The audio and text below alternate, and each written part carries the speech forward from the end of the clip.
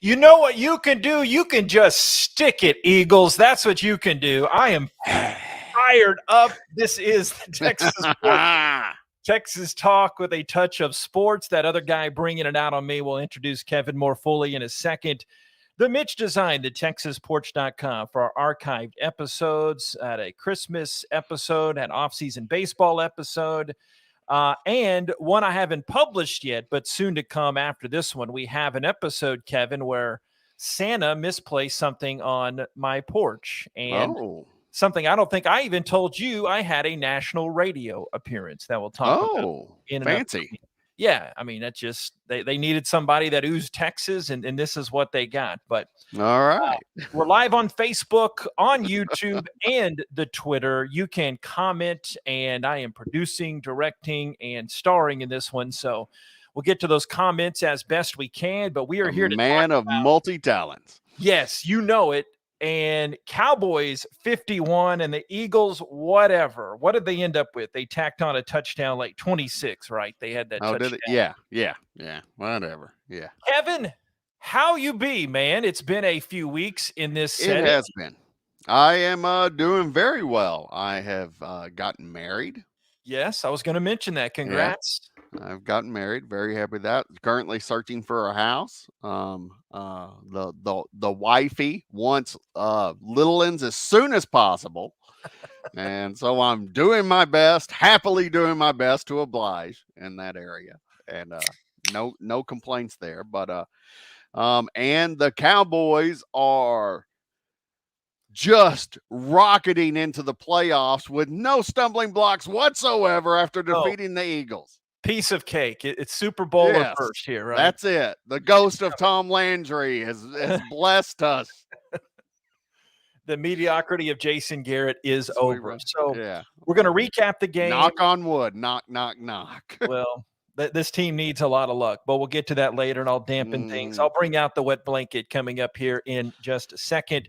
We'll recap things in the game. Not really as much this week. We'll just talk about the season on a whole and how things look going into the postseason. A lot of guys out. Dallas without 3 of their 5 Pro Bowlers. Michael Parsons, Trayvon Diggs, and Tyron Smith did not play in this one. But first, before we get into the nitty-gritty, let's check the blood alcohol content. You're safe. I just popped my diet A&W. Well, how are we doing? We had a lot of scores tonight, so I'm not going to be driving anywhere anytime soon. And the doggies are full of touchdown bacon. They even got a few kicking chickens tonight. And late in the game, courtesy of LVE, a turnover treat. Yeah. His first interception of the season, yeah. And all of those followed, of course, with shots or half shots of gin for yours truly. The second time the Cowboys score over 50 points. So that's, I would say the second time, but I know that's not the truth. But the second time. I got a question for you, JP. Okay. Drunk Kevin interrupts already. Go ahead. Yes. Well, it's important because you mentioned the score. What is the highest amount of points scored in the NFL this season? I think it was the Cowboys. I think it was in the Cowboys' other game against a team I'm trying to think of right now, just a few weeks ago, right? Wasn't that the Giants?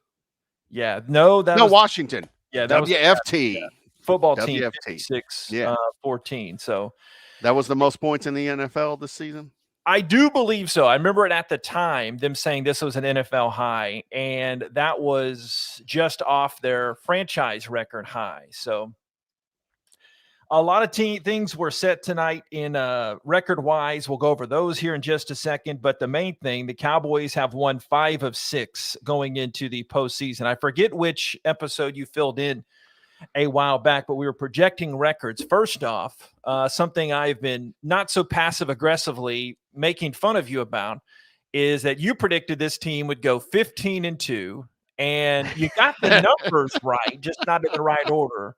You were closer than my prediction. Josh pointed that out. You were closer than both of our predictions. I think I had 9 or 10 wins, and Josh had 9 or 10, somewhere in that order. So I think you were 9, you loser, and Josh was 10. and ever the Cowboys optimist, you 15-2. Yes, but realistically, I was thinking, 14. 13. Really, like 13 with the extra game, 13-4. And they shouldn't have lost to the Cardinals, dadgummit. They just shouldn't have. well, that's okay. That looks like they'll get them again in the playoffs, by the way. That looks Yes, like how yes. it's shaking down. You see all the projections. Cowboys could be the 3 seed, but most likely the 4th seed. Watching some recaps of it right now. But anyway, back into the thick of it. Cowboys 51 and Eagles 26. And by the way, before we get out of here, we want to hear one of the famous stories of our friendship is the pickle juice game and the Joey Galloway torn Achilles game. If we can stumble our way. And the Deuce Staley game that Oh, made him a maddening force on Madden football game for years after that, which was insane. The pickle juice game, one of the last few seasons in Texas Stadium, I guess. Well, yeah. no. I guess there were several more after that, but Our last game together there, though. yeah. And we We'll went. get to it. It was an early game. The You're Eagles, good. and it was the worst day of my life. We'll get to it though, if you can remember that Yeah. much by that time. But Yes. yeah. Yes. So Yes. anyway, I proved to make a very good choice in having you on in this podcast tonight. If we're FCC laws, the radio does not allow you to be on when you're intoxicated, but I guess that doesn't matter here in our podcast world. You just can't admit it. Yeah, I get that. That's true. That's true. Have you heard the stories of Pat Summerall just puking over in the Yeah. corner, and then continuing to call the football game? Okay. So the Cowboys take the win, as I mentioned, 51-26. Out of this whole thing, the number one thing Josh and I talked about last week that I didn't think really could give me much more confidence was getting the offense right and not being wet blanket. They didn't totally give me a shot in the arm because that was the Eagles junior varsity being played there tonight. But at least Dak got back to doing some Dak things. It doesn't mean he's going to do anything in the playoffs. Zeke had his best running game in a while. And I just thought it was a game for the offense where the Cowboys were playing with some subs, and the Cowboys backups most of the game were better than the Eagles backups most of the game. I wish they would have taken out Dak and Zeke and Zach Martin a little bit earlier, but them's the breaks. That just seems to be the way this franchise operates a lot of the time. So I wanted to start with the offense and get your very neutral down the middle take on that, because they were great, but in a game playing against a bad opponent that will be better once it gets into the play. I hope not, but I Right. assume they'll be better. And largely an opponent that didn't care all that much, other than it being a rivalry game, which is enough sometimes, unless things don't go your way. So early, the Eagles looked pretty good. They were playing up to snuff. They were doing pretty good. But when I see Dak struggle, one of the things I remember is his first year in the league, and it was kind of dink and dunk. And Jason Garrett, sort of designed that offense around him a little bit to go in there because you lost Tony Romo and you had this. Oh my goodness, this was a rookie and a third stringer. And so we have him in here, but he played fantastically. So when it comes to games like this, when you have a bunch of backups in there, Dak seems to almost shine way better than he does with all of the weapons at his disposal. And that is strange to me. That makes me wonder, is he trying to force balls in there? Is he trying to do certain things? But I don't know. I love Cedric Wilson. He's Yeah. fantastic. I love seeing him catch footballs, but to see Dak feed him as the number one sort of, and you would look at it, I guess, as the Gallup replacement, which would be fine, your number 3 receiver, and it didn't put Amari or CD in harm's way too much. That was good, and Corey Clement had a good game too. But it seems like Dak does better when he calms it down, when he doesn't actually play up to his potential. Mm-hmm. When he plays as if he's in a box, And when it comes down to the wire, when you really need like some amazing things, Dak is absolutely capable of providing those things. But it feels like when he comes out trying to do the amazing things out the box as opposed to just get it done, it starts to fall flat. And I think that's where we've seen the offense fall flat. Well, I think you're 63% right there with that Okay. old All Kevin right. Gilligan number, or who I just Alan Weingart, maybe I That just was made that number up. Stepnoski, or was he Yeah, 65? he was 53, I think. 53. Okay. All right. Dak Dak is great improving and being on the fly. And I mean, we're not breaking down the whole season by any means, have the time, or do people care about it? But I think Right. Right. once Vic Fangio did his stuff with Denver and kind of joked Mm, about the blueprint, the Cowboys played a little better after that, but they're not blitzing Dak as much and making him think about a lot of things. But you saw a lot of instant reaction today, and I don't pretend to be X's and O's guy, but they switched up a lot of things for him to just hit it quick and go. And right on. I think that's when he's really good. And that's why I've really given him some props in that. But he needs everything to be working well. And the running game has not been good. That's taken away the play action for a lot of this season. He's been good with Gallup out for a lot. And when Cooper missed some of that time, he was kind of Yeah. wobbly. But the season, no matter when it ends, and it could come to a crushing end next week, it won't be Dak's fault. There's a lot to be thrown on the inconsistent offensive line. Kellen Moore. Well, I mean, coming on the backs of Dak's first ever 5 touchdown game and me wearing the Look at Dak jersey, I have to say I disagree. I think if they lose in the playoffs, it is Dak's fault. in totality, no. Of course, he would. I mean, if he threw for 400 yards against the Cardinals next week and they lose 49-48, yeah, you couldn't say it's his fault. But I get what you're saying. Yeah. He's making the big paper now, and he's carrying that big bag, as the guys say. He is it. It falls on him, and he's owned up, and he's always owned up to that responsibility. Absolutely. But I just think that there's a lot of other things, and who knew I would be the guy that was arguing for Dak. But I just think he's had a lot, as y'all have made fun of me in the past, Well, yeah. misrepresenting my Dak takes. But Well, it just continues that you're wrong. See, I mean, yeah, right here, I think the struggles on the offense rest almost solely on Dak's shoulders. I think he's been late to get the ball out. He has been not as accurate as he could be. yeah, that's been However, my main complaint. accurate enough, but I think he and to go back to kind of the point I was trying to make earlier, he hasn't been taking what is given him by the defense. He has been trying to make something more happen, and it's Yes. been working against the Cowboys. So if he'll take what the defense gives until the defense gives up a huge play, which will happen. You got Kellen Moore with some creative offense, and as long as you can keep moving those chains, you're going to get your chance to go deep. I think Dak is looking some too often lately to get too much done on every play. Take what they give you. Mhm. At least, to some extent. With the running game, as you say, I mean, Zeke, you have a point with Zeke, and I think the Corey Clement might have proven that this team's going to be moving on from Zeke at some point, if not Man, next year. I'm glad you said that. Continue. I'm going to bookmark that, but go ahead. Yeah, yeah. The Corey Clement, sort of that bruiser up the middle. Not as good as Zeke, of course, but if you get somebody that's 85 to 90% as good as Zeke, that's fine, especially if you can get a Tony Pollard on the other side. In the playoffs, though, as our running game goes, you have Zeke and Tony Pollard, we're going to be fine.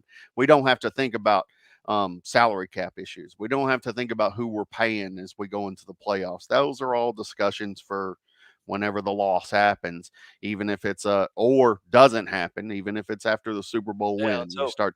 start talking about all that stuff. But those are the things. It's much better to have some pass blocking for your star quarterback in this NFL.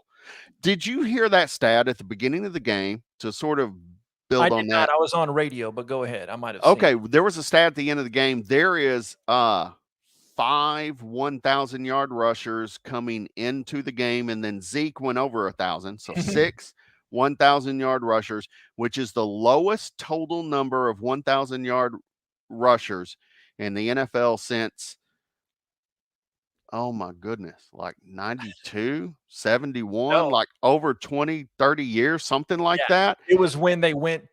Babe did reference that on the radio broadcast. I had it synced up with the TV, but since they went to the 16 game schedule. So what was that? Oh, The since late 16 70s, games. so like Yeah. 45 years or so, Okay. something like that. So, And that was with 17 games. That was mhm. with an extra game. And I was like, wow, of course we've known the NFL has changed, but if you were looking for proof, you got it. Maybe Zeke's more of an offseason talk because I give him a lot of respect for going out there. He's a huge leader. The more and more I've read about what the guys over the last year or so, what the guys think about him in the I'll say clubhouse, in the locker room. Clubhouse more of a baseball term, but Yeah.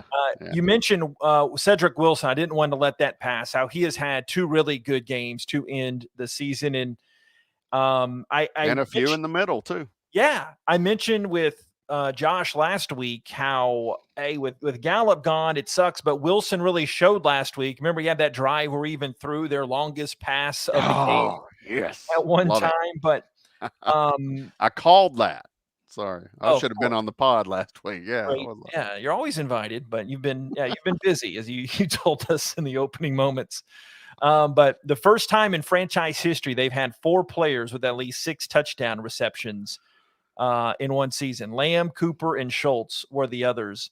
So, I mean, Cedric Wilson, I feel fine with him. It looks like, I mean, you hate it for Gallup because that'll hurt his market in the postseason or in postseason, the offseason. But you're fine with Cedric Wilson. You're fine, like Josh said last week. You're fine losing somebody on the receiving core, but credit Dak too. He's making them better, and I just think that is a big, big positive. One other big thing I didn't want to bounce off of you that I've been thinking about for a few weeks, and it really crystallized because Kellen Moore's been getting kind of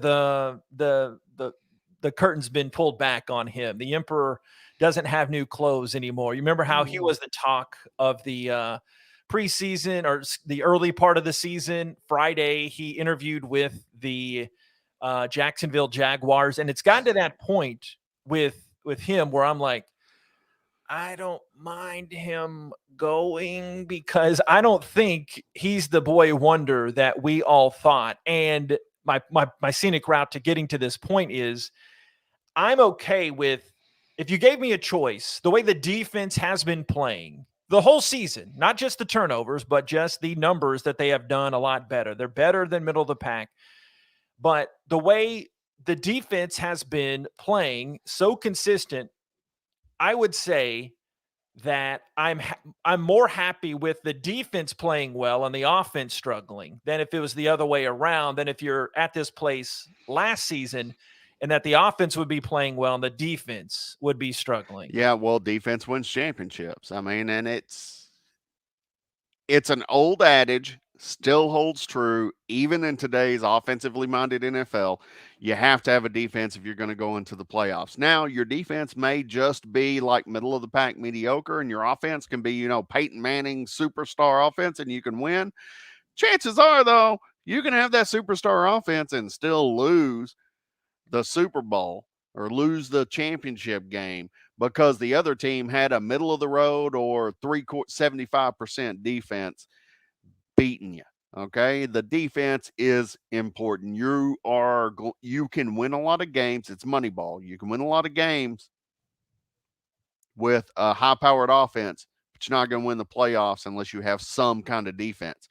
Sometimes that defense is a magic defense that creates lots of turnovers. You look at the Saints, the year they won the Super Bowl with Drew Brees, they had a ton of turnovers. That was their attacking defense. It was a super defense that season. Same personnel the next season, didn't replicate. Lightning in a bottle. Cowboys look like they may have that kind of defense. You have solid pieces, but you have lightning in a bottle. That's what you need. And you need an offense that can come back from behind, that can do some amazing things. In today's NFL, the plotting, rushing game offense looks less likely to be able to win. You need something better. You need a quarterback that can make things happen. You need receivers that can make things happen, but you still got to have that defense. So, yes, I agree. It feels better to see that defense playing strong. But then you came across the Cardinals and everybody played like Yeah. trash. Yeah, like what can you believe? Do you believe Yeah.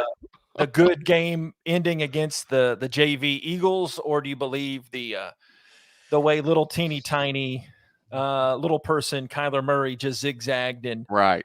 the rest of the guys just moved the ball? Yeah, without the best other players on the team. Yeah. Yeah. So that was one thing. I want to at least give a nod to the defense because I thought I might have been out of it. But and all in that is the offense is still going to end up being a top 3 offense Which is a in testament. the league. I think So last week they were talking about, or the week before, the commentators talking about how, oh yeah, the offense has really been struggling the last few games, and they're still a top 3 offense in the NFL. That's a yeah. testament to how good they were earlier in the season, which is insane. So they could be that good. I would like to circle back a little bit on your Okay, Kellen circle Moore away. and Dan Quinn. Um, Yes. One, I hope everybody feels like you do about Kellen Moore, so he doesn't leave. Uh, because what we're looking at is a very likely scenario of Kellen Moore and Dan Quinn both leaving. And I will tell you right now, with Kellen Moore, even this season, where you're thinking like he's exposed. You remember? And I'm like, are you kidding me? I've been watching this Cowboys offense for a long time, a long time. And I will tell you, even with Norv Turner, you didn't have guys running down the middle of the field on a deep post route, as we saw many times against the Cowboys defense, and many very good offenses with good quarterbacks like Green Bay or the Indianapolis Colts or the New England Patriots. With the Cowboys, we have not seen that in 20 years. And we've been seeing that with Kellen Moore. And I don't know what the difference is. I don't know how you get a guy running a deep post route for 25 yards is wide open. But I tell you what, I didn't see that with the Cowboys except on their defense until Kellen Moore, and it's still happening this season. So, no, I'd love to keep him. It ain't going to happen, and it will be a damn shame when he goes. Yeah, that'll be a test for McCarthy because Kellen Moore was kind of a package deal when it turned out that Uh-huh. McCarthy said, "Oh yeah, I kind of lied about all that football barn stuff. I wouldn't watch. I didn't watch every play from." Not his exact words, but he would have to make the OC higher. I think Moore is gone. Jacksonville seems to be the most likely landing spot because proof's in the pudding. That's the way the NFL is now. But on the other side of it, to speak out of both sides of my mouth, I think obviously Dan Quinn is the better head coaching candidate. Well, Uh, he's been a head coach. yeah, I just with Kellen Moore, it's hard to know, but with Dan Quinn, you can look at him and I'm going to call this. I mentioned his name a while ago. I'm going to call it the Norv Turner effect. Norv Turner should have never been a head coach. He should have only been an offensive coordinator, and I think he's a good example of you. You move up until you fail. There's a concept behind this. I can't remember the name of it. Is that like you move up until you fail and then you're crap. failing forward. Yeah, failing forward. But at some point you should go, no, I'm the best of an offensive coordinator, but I'm not a head coach. I shouldn't be a head coach. That's not what I should do. I should be a offensive coordinator because I'm the best of the best. That's what I think Dan Quinn is. And I think it's going to take another 10 years for that to bear out. Yeah, I'm just looking at Turner's rundown. I wanted to be refreshed. He went to what is now called football team, and he went there for 7 seasons, bounced around. Later, I forgot this. He was a head coach of the Raiders. Wow, I totally forgot Yeah. that. But then I remember him being the head coach of the Chargers, OC. How did I remember him as OC of the Browns? Yet I forgot he was head coach of a football team or going to I don't even know what I said, and I'm not even the one inebriated on this. The Raiders. Yeah, the Raiders. So All right, Kevin. I did not want to talk as much about the playoff picture because by the time people listen to this one, quite candidly, it's going to be decided. So I'm not going to focus on that one as much. But we do know one thing for a fact: it'll either be the Bucks, which would be a rematch, it'd either be the Cardinals, which would be a rematch, or the Rams, which would be a rematch, or the not the Eagles yet. That would be down the road. But I wanted to get into now the and we got about 5 minutes left here. The Okay. fame story. We tell it once a season. Okay. An annual tradition here on the 2-year existence of the Texas Porch Podcast. So let me set the scene. For those that don't know, we have not had our Get to Know Kevin episode yet for some reason. But Kevin and I met. Oh, we did talk about it a little bit in our Mazio's Yeah. episode Yeah. number 11. But Kevin and I met at this pizza place in Commerce, America, formed this fast friendship, which I did not know until that episode that Kevin had also got let go for stealing food, or at least I'd forgotten it, for stealing some chocolate cake. I At was a different place. Yeah, That at a was different place, but yeah. we got up into our own shenanigans. We became fast friends, got into the same type of business, and he is one of my day oneers. So Kevin and I think this was the only Cowboys game we went to, Yeah. right? But we would watch. I forget how many games we would watch because generally I'm like, leave me alone. I like being alone for my Cowboys games, but we might have watched one or two. But we'd always talk Cowboys and have these before Right. podcasts were a thing, and we'd have our sports conversation. So we go to the old Texas Stadium, and I will let you take it over from there and interrupt from time to time because this is one of my favorite stories that you tell. And in honor of the drubbing of the Eagles, Kevin has the Yeah. Pickle Juice and Joey Gallo torn Achilles game, which was in 2000. Didn't we talk about this last year for a time? I think We did talk about it some, and is that when the game was 2000? Wow. I think so. So you would have been mid to late 20s. I was early 20s. Yeah. So floor is yours. Tell the story. I would have been close to 30 actually. Um the so late 20s. Okay, so it is if not the first game of the season. It is an early game of the season, and I don't remember which, but it was Texas Stadium.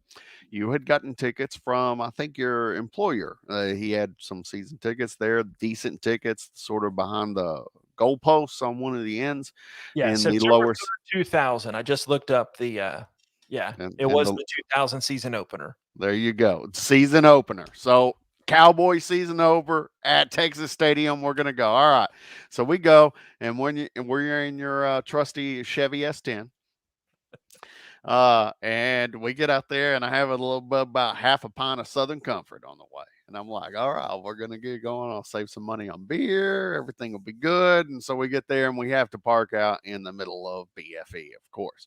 But it's okay because they run trams. And I mean, we could walk, but we're both kind of large, and I've been drinking a little bit, and it's like 102 degrees outside, 127,000 degrees in the I sun was in the smaller Texas then than I heat. am now, for the record. I'm Yeah. larger now, but yeah, go ahead. Your point well taken, sir.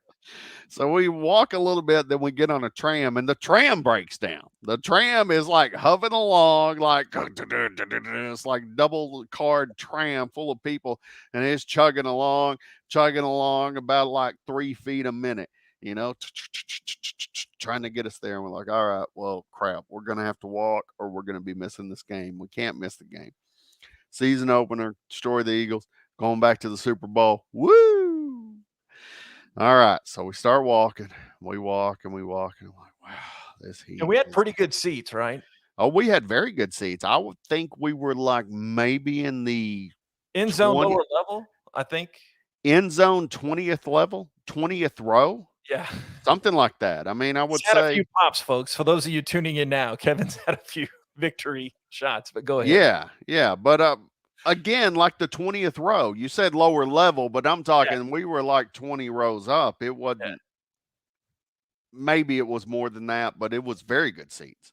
Uh, The only thing bad about it was directly under the Philadelphia Eagles section in the upper right, where that's where they sat every Eagles fan, and I remember that distinctly. But so we get there, we go in, and we are directly in the sun from the hole in the roof of Texas Stadium. From where the sun is at that point, it's coming in, it's pointing directly on us. The game opens, and I can't do it. I didn't even drink that much that day. I By your think I standards, yeah. I think I bought a beer and then started to drink it, and that was it. I spent the first half with heat exhaustion in the bathroom. I was not the only one, by the way. This was a major deal that happened at Texas Stadium that day, of which I was a mere participant. But I sat in the bathroom stall just sweating. I took my shirt off, which as a fat kid, I never take my shirt off. That doesn't happen. I was in the bathroom stall just sweating, looking for water. Started handing out free water.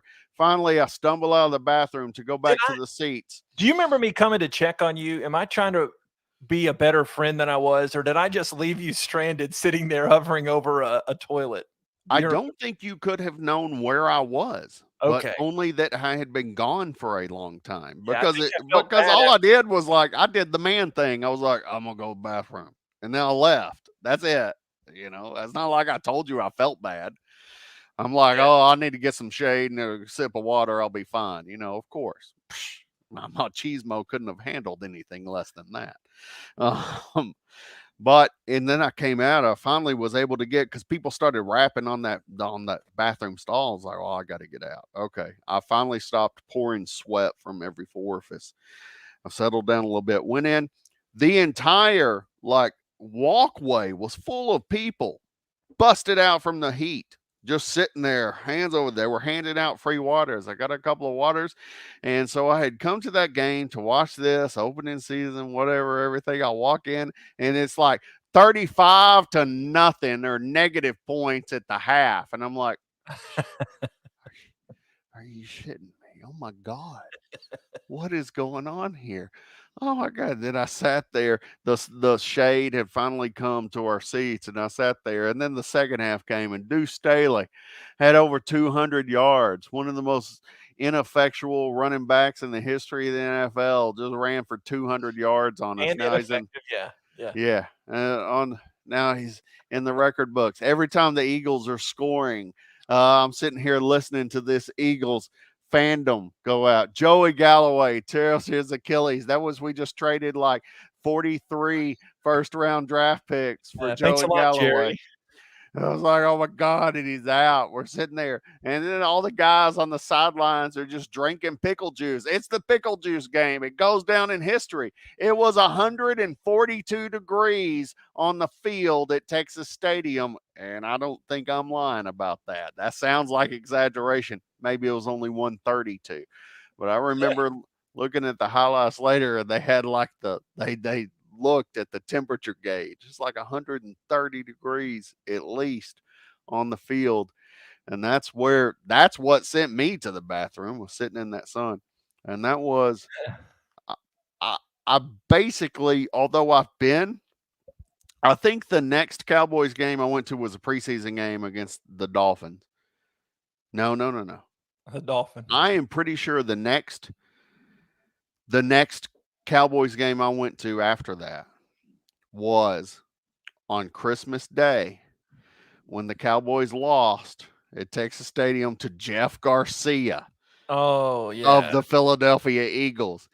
yeah. And I basically have said I don't ever need to go to a Cowboys game live again. I Did not definitely learn don't your need to pay for it. No, I'm not doing that. I mean, I would take Super Bowl tickets, I guess, if they're in it, but it I was the love that worst. story. It was the worst experience of my life. It was I have horrifying I in have every way. some 2000 Cowboys trivia for you. All right. Who had the most interceptions on the Cowboys defense that year? It popped up on the page when I was looking at that season. Is it Kevin Smith? Was he still No, decent guess. I think that was a little after his time, but Philippi there? Sparks, Yeah. Okay. do you know, had the most sacks on that team? I'll give you the number: 6.5 sacks in 2000. in 2000. Dave Campo coach team. Was it?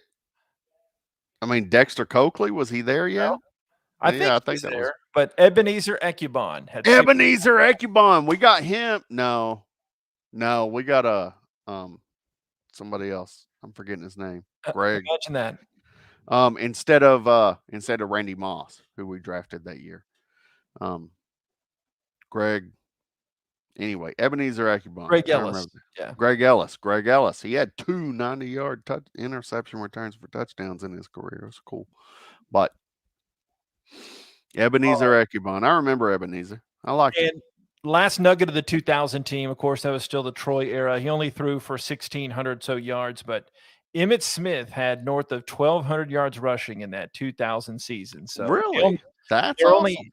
they're only a 5-11 team, but one of those 11 losses we witnessed together, and that is partially why we hate those stinking Philadelphia Eagles. So looking like the Cardinals in the playoffs. Kevin, if you can join us, you are welcome.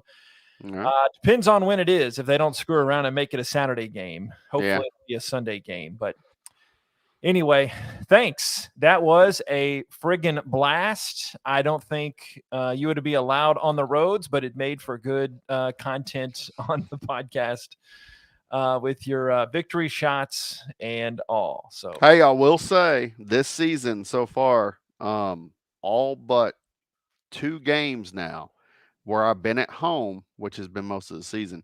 But if I traveled out, because I traveled out for Thanksgiving, left the house, we lost. And then I left for another game and we lost. But most of my games have been at home and we won. And so I've been toying with karma recently. So I was like, I left the house on that Giants game and we won. I left the house on the Washington game and we won. I stayed at home for the Cardinals game and we lost. So I think it's safe to watch playoff games wherever I want to now. not me. If I'm working, I go to the Kevin adage and I'll just keep track of it. When they got dump trucked it was the last playoff game they had, right? The CJ Anderson game against the Rams 2 years ago. Yeah. I was calling a basketball, watching the game at the same time. Like, I'm glad I'm not watching this one live.